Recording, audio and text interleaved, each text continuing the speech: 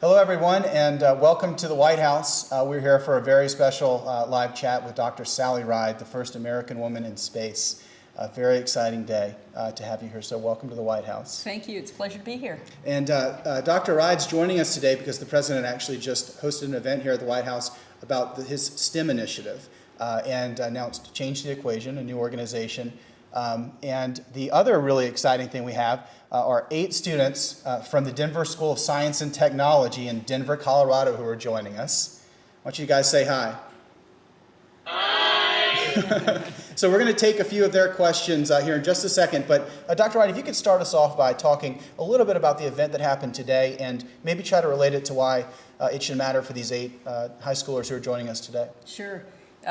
Change the Equation is the initiative that it was announced today, and it's an initiative put together by companies around the country, large companies and small companies, who really believe that science and math education are critical to their futures because they need to hire a skilled workforce when you all graduate, but it's also critical to the competitiveness of the country. It's vital to our economy that we have a workforce that understands science, understands math, understands technology, and can put those skills to practice.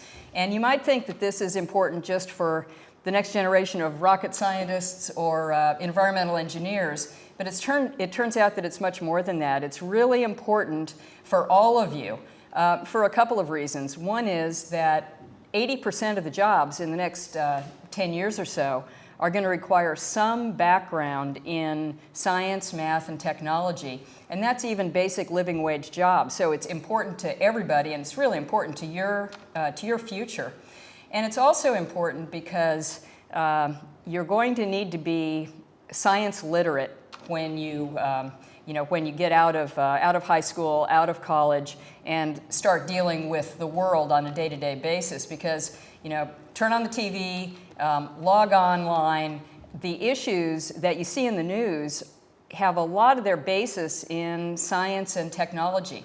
And just to be able to understand those issues and understand how they can affect you, how they can affect your lives, to be able to vote responsibly, to be able to make intelligent decisions about yourself, your community, your family, you need to have some way to understand those issues. You need to have a little bit of background in science and math.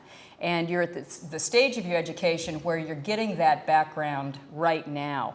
And that background will prepare you for your life after high school, but it'll also give you a really good insight into all the opportunities that are out there for you when you do graduate, and make you prepared to take advantage of those opportunities when they come your way. Great. Okay, well, let's dive right into the questions. Denver, why don't you raise your hand if you have one, and we'll just go right around the horn here. So, first question. Hi, I'm Brian, and I'm currently an 11th grader. And I was just wondering, what do you think was the best class you took in high school to best prepare you to go up into space? Well, thanks, Brian. The best class that I took in high school that prepared me to go into space, it was, interestingly enough, it was probably my calculus class. I had a very good teacher, a very good calculus teacher in high school. I took lots of science classes. I took lots of math classes. They were all good classes, and I learned a lot, but calculus really gave me the basis and the background for many of the courses that I went on to when I went into college, and I used it frequently while I was in the space program. So I think that was the one that probably meant the most to me going forward. I think I just heard math teachers across the country jump, shout. Little cheer from the math teachers. Yeah, right. Okay, next question. Why don't you raise your hand over there? Who we got? Oh, how about you? Now remember to speak up. Okay. I'm Brianna, and I'm in the 11th grade. My question is, what was it like being the first woman in space and the field in general as a woman? It was an unbelievable honor both to be selected to go into space at all, because that's what I dreamed of doing, since the time I was younger than all of you. But even more so to be the first American woman to get a chance to go into space. And I worked really hard for it. I studied hard through high school, through college, through graduate school. Worked even harder once I got to NASA because they make sure that we're very well prepared and very well trained. They don't want to send anybody into space and trust their space shuttle or their space station to somebody who's not really well trained. So I worked really hard while I was there. And that my first flight was just a culmination of all that hard work and all those years of dreaming for that opportunity. So it was really very, very special on a lot of different levels, both personally, professionally, and then also because I had a chance to represent American women and be the first one to get to go into space. And just by the way, since then, there have been many, many, many other American women. We're well up over 35 different American women who've gone into space now, and that number is growing. So, that's really rewarding. So let me actually ask a follow-up question we got through the internet that gets straight to that point about women in science. That came from Morgan in Bethany Lutheran, Ohio, who asks, what made you so interested in science, technology, engineering, and math?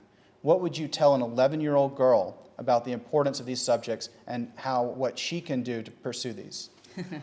I remember that I was a lot like many, many, many boys and girls around the country. When I was in elementary school, I loved science. Science was my favorite subject in school. And there was not one particular thing that triggered it. There was not one particular area of science that I was interested in. I liked asking questions. I was curious about the world. I was curious about whether there might be life on Mars. I was curious about all those points of light up in the sky. I was curious about what was growing in the riverbed near our house. And I just wanted to know the answers to those. And one day somebody told me that was science. And I think that a lot of kids have that same level of curiosity in elementary school. And then a lot of students start to lose that and drift away from science in, maybe middle school, maybe high school. They don't really see the relevance of it to their lives. And that's the attitude that we need to change. We need to impress on students that science and math, engineering, these really are relevant to you. They're relevant to your future, and they're really important. So I think that the message is it Morgan? Yes. Yep. The message to Morgan is that you're at exactly the right age to really start diving in to math and to science, to explore the different subjects. You're not going to know which one you like best until you've had a sampling of a variety of them. So learning some biology, learning some physical sciences, learning some earth sciences, some space sciences, and particularly focusing on the math, because the math really underlies all of the sciences, is really, really important. And I think that I touched on some of the reasons that it's important, but it's important for your future no matter what career you choose to go into. And then having said that, there are a lot of really, actually really cool careers in the different areas of science and engineering. Great. Okay, Denver, let's keep it going over there. Who's got the next question? Go ahead. Hi, my name is George, and I'm a senior. And my question is, how did your training and education prepare you for your first trip to space? How did my education prepare me for my first trip into space? It was absolutely critical, and it was critical for a lot of reasons. All of the things that I learned in high school, I built on in college. That's the foundation that allowed me to pass my classes in college and to learn the things that I needed to learn in order to be qualified to even apply for the astronaut program. And they particularly prepared me for all the things that I was going to be doing as an astronaut. You know, we use math every day in the space shuttle. We use a little bit of physics almost every day in the space shuttle. To understand the space shuttle systems, you know, I needed to have a little bit of background in engineering because we were looking at circuit diagrams of the different parts of the space shuttle. We needed to understand the hydraulic system of the space shuttle. And I didn't have a great background in electrical circuits or in hydraulics, but I had the background from math and science that let me learn that very quickly.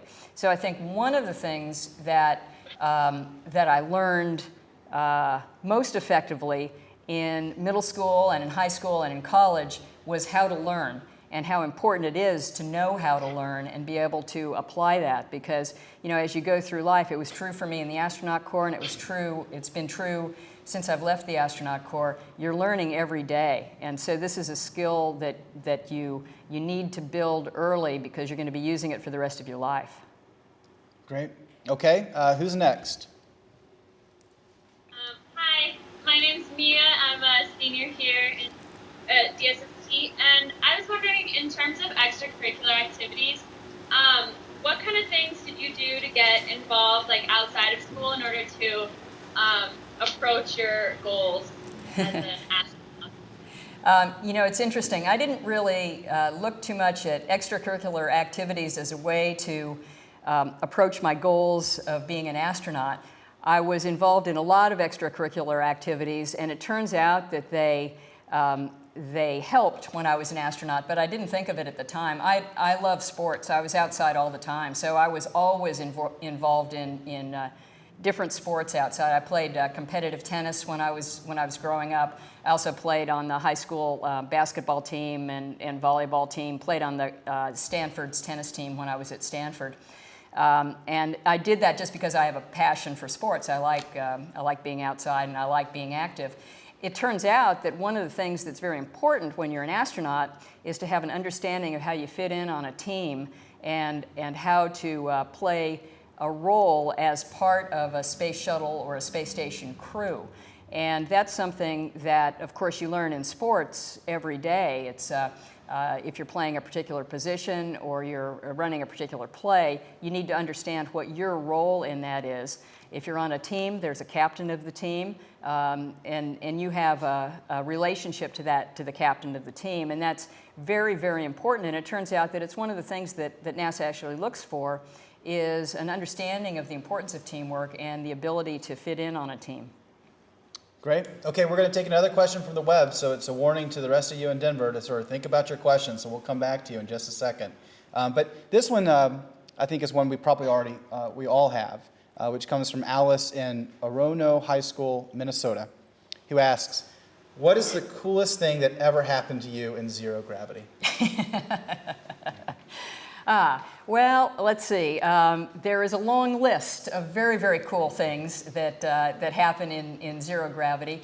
And I think that first I have to say that weightlessness is something that I recommend to all of you. It's just fun. There's no other word for it. I mean, you can do 37 somersaults in a row. You can lift something that's 5,000 pounds just in one hand. And it turns out that there were several very, very cool things that we did. Of course, when Mission Control wasn't watching, that we didn't admit to later, some of which I won't go into. Okay. But one of the really cool things that you can do is take a juice drink. So just like we take dried fruit juices up with us and then add water to them and kind of inject water. And one thing you can do is squeeze the liquid out of the container and just into the air. And of course it floats, but not only does it float, it all kind of clumps together and forms a sphere, this ball just floating right in the middle of the cabin. And you can kind of push both sides of it and it'll oscillate, and you can kind of push it around the room towards your other crew members. And then one of the really cool things is you can actually take a straw and stick it into this ball of floating orange juice and then suck the whole thing out of the air. It just disappears. It's very, very cool. But of course, we never did that because we're very professional. Right, absolutely. When we're in space. But you've heard I've heard that it. happens, Yes. right? Right. All right, guys. Well, do you have another question there in Denver? Who's next? Go ahead. Hi, I'm Sydney. I wanted to know, how have you seen technology change after you went to space? What do you think about the changes, the direction that those changes are going in? Was the question, how does the technology changed in the space program, the space shuttle, or was it? Okay, I just wanted to make sure that okay. General or in the space shuttle? Wait, go ahead. Speak up a little bit. Just in general, or NASA's technology or anything like that. The technology, of course, is changing very, very rapidly. However, the technology that actually goes into a space shuttle or a space station doesn't change as quickly as you might think. And part of that is because, first of all, it takes a long time to design and build and test something as complicated as a space shuttle. And then once it works, you've taken years to build this thing and test it, and you've tested every single piece of it so that you're sure that it works. Once you've got everything tested, you really don't want to be replacing things, because then you have to test all those replacements. So you don't replace a system just because there's newer technology. So you might wait 5 years, 8 years, 9 years until the technology's been proven, until the parts that it would replace have sort of worn out and they're ready to be replaced, and then you insert the new technology. So there are a lot of old pieces of technology still in the space shuttle and the space station, a lot of new technologies. Where you see the new technologies more is in some of the planetary missions and some of the astrophysics missions. So the launching of large telescopes. The Hubble Space Telescope is a good example of something that was built to take advantage of the ability to replace technology. So its instruments have been replaced several times with next generation types of cameras and instruments that have allowed the Hubble Space Telescope to be relevant for actually decades longer than people thought that it would, just because now the instruments are new and they're finding things that the instruments 15 years ago could not have found. The same is true of the planetary missions to Mars and to other parts of the solar system. It's easier to inject new technology in those programs, so that tends to be where you see some of the new technology coming in. Great. Who's next there in Denver? Hi, my name is Eric. I'm a senior here. How did your education influence your decision to become an astronaut? Say that one more time. I missed one key word in there.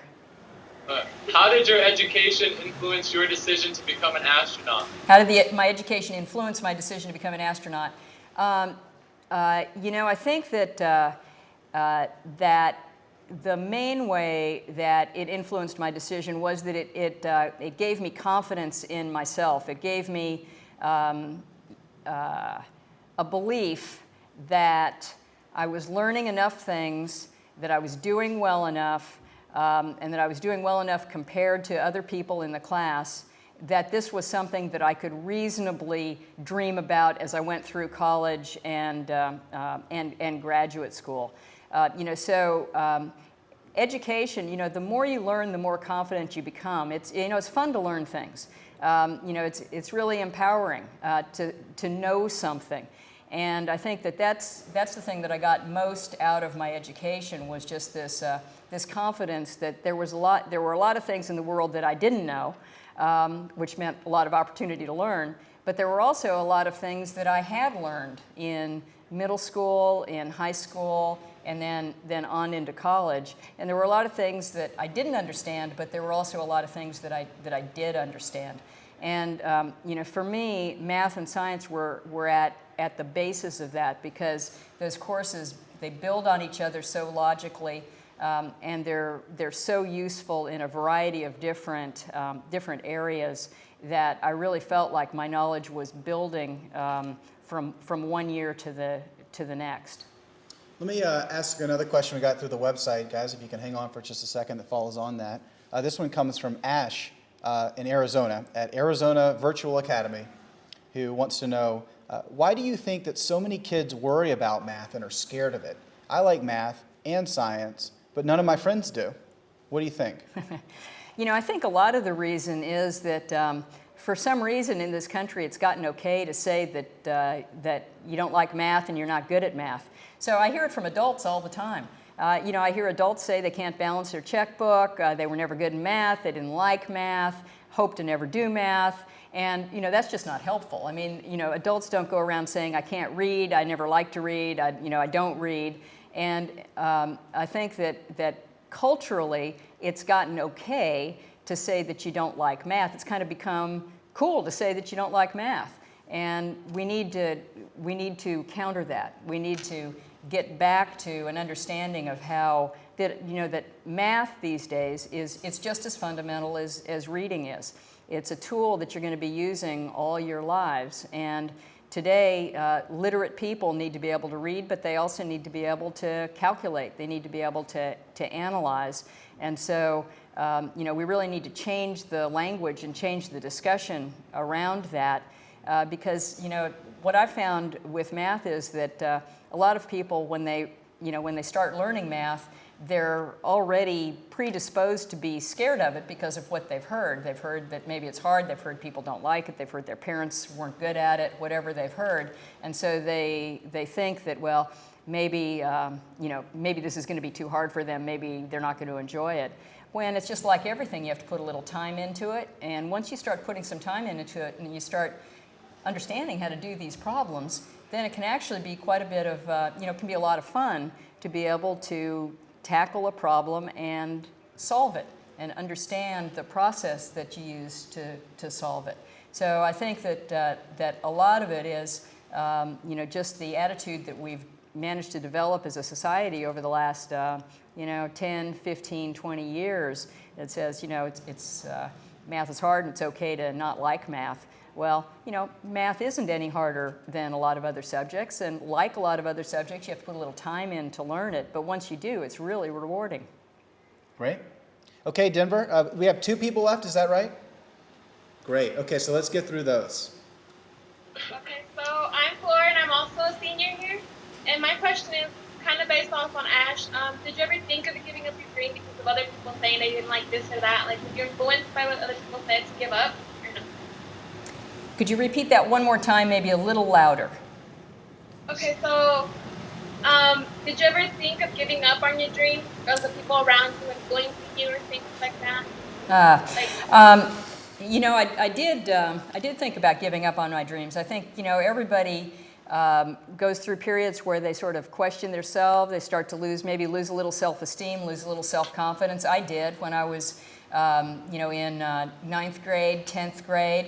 I was lucky because I had, my parents were very supportive and very encouraging, but maybe even more important, I had a couple of teachers who spent some time with me to help me build my confidence in myself, rebuild my self-confidence. And that was really important because, it's just really natural to, have a down day or a down week or, a bad, just a bad semester. And you need to be able to get over that and realize that, tomorrow's a new day and you need to dig back in. So I did have those periods, where I just wasn't sure that I was going to be able to do what I wanted to do. But I had support around me, and both supportive, friends who helped me, and who I could do things with and talk to, and also a couple of very good teachers who spent some time with me. Great. Okay. How about let's take the last question from Denver. Okay, so hi, my name is Nestle, and I'm a junior. So my question was there any part of your education which you think, or something that was missing in your education which might have helped you better where you are now?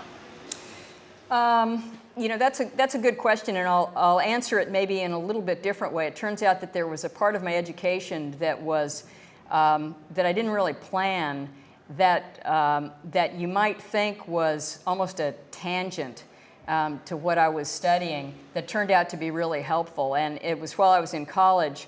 I got kind of tired of taking only math and science courses, because that's pretty much what I was taking. I was taking a lot of math courses and a lot of different science courses. I was a physics major in college, but I also took chemistry and biology. And just to kind of keep my sanity and have a little bit of a change, I started taking an English course here or there.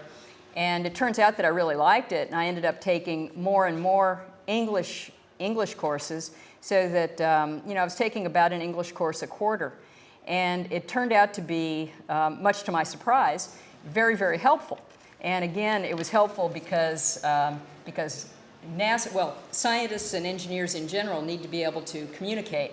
If you've discovered, some neat new effect in science, but you can't communicate to people what it is, it doesn't help you too much. So being able to communicate is really important in science and engineering. And who knew? I didn't know that when I was studying math and science physics. But it turns out that it's also really important to be an astronaut. So I talked a little bit about how important it is to be able to collaborate as part of a team. It's also really important to be able to communicate. So imagine yourself up in the space shuttle, and you really rely on mission control down on the ground, and you have to be able to communicate to them what your problems are, what your issues are. You need to be able to ask them relevant questions to understand what they're trying to tell you. So being able to communicate is critical in pretty much everything you do. And I had little or no appreciation for that when I was in school, but it turns out in hindsight that the English courses really helped me much more than I expected they would at the time. Great. Okay, so we're going to give you the last question. I'm going to ask another one from the web, and then we'll pick on one of you. So just think about your question, and we'll come back to it. But right now, I've got a lightning round for you. A lightning round. A lightning round. Okay. So get ready. This one came in, and I hope it's not from a senior. I think it's probably a little bit closer to third or fourth grade, but it's probably a lot of questions folks have. So try to keep the answers fast. Do you think that going on fast rides at places like Disneyland are good practice for going into space? No, not the same thing at all. How tall? Space is much better. How tall do you have to be an astronaut? I believe it's 5 feet tall. 5 feet tall. Anything over 5 feet and anything less than 6'5". Is there a lot of garbage in space? Yes, there's a lot of garbage in space. Great. Would you want to live on the moon? I'd rather live on Mars. Fair. What animals have been into space? Oh, you name the animal, it's been into space. Horses have not been into space. But any small animal that you never want to be associated with has probably been into space. Is it good for pets to go into space? I'm not sure it'd be good for pets to go into space. The animals that I've seen into space didn't seem to enjoy weightlessness so much. They didn't quite understand what was going on. And then the last question is near and dear to my heart. Can you get online when you were in space? You can now. You could not when I was in space, but you can now. That's cool. Okay, Denver, let's go. See, the last question here. Who's got it? Okay, well, I have a question again, Laura. Would you like to be our graduation speaker? I usually don't do graduation speeches, and the reason is there are a lot more of you out there than there are of me. So I'm afraid that if I accept one graduation speech, I'm in a lot of trouble. So thank you for asking, though, and I'd be happy to put in a word for some of my astronaut friends. Let me actually also point out that they've got graduation speeches on the mind because they were one of the finalists in the President's Race to the Top Commencement Challenge. You guys really shone out from all the other schools in the country and got into the final round. So congratulations on that, and thank you so much for joining us today. I hope you enjoyed it. Thank you. Thanks a lot. And thanks, Dr. Wright, for joining us here at the White House. Oh, thank you. I enjoyed it. Great, Very and hopefully good. we'll have you back sometime soon. Hope so, too.